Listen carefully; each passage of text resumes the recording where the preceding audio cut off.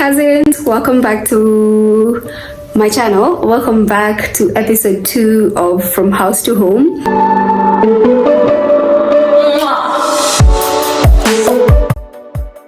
Episode 2 is here and I'm happy to be sharing it with you. Okay, so if you're new here, first of all, cousin is what we call each other if you subscribe to my channel. If you're not subscribed, we're strangers. You call me by my official government names, okay? Thank you very much. Also, if you haven't watched episode 1, maybe go watch it, then familiarize with what we're doing and how we're doing it, and then now come and watch episode 2, okay? So I thought the most appropriate thing to show you first and foremost would be, after the introduction of what the series is going to be looking like, would be like an empty apartment tour, just so you see what we're starting with, and so that you can also see the progress that is coming along. So yeah, we'll start off with an empty apartment tour. I hope you like it. What I've come to learn with the housing situations in Kenya, well, I'll speak about Kenya. I'll speak about especially Nairobi because I don't know much about other places. The more, I guess it's just life really. The more money you have, the more options you have, right? And with some of these landlords, some of the houses are really not thought through. But this one, the interior, listen, it's really well thought out.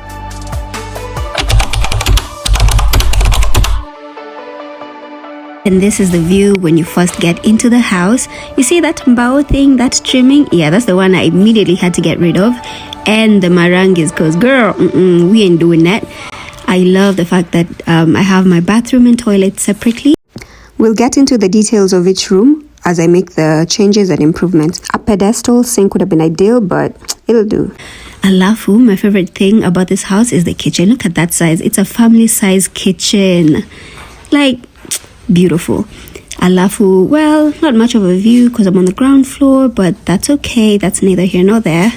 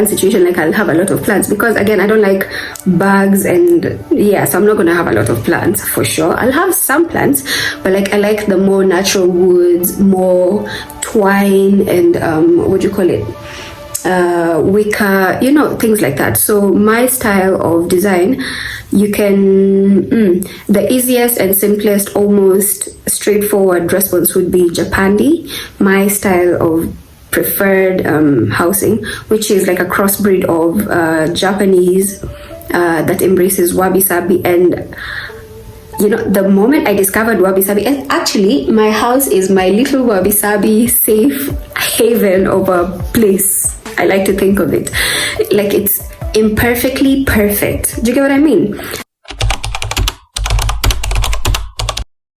As someone who recovered from perfectionism, right, I swung the complete opposite of the pendulum. Now I just like imperfect things.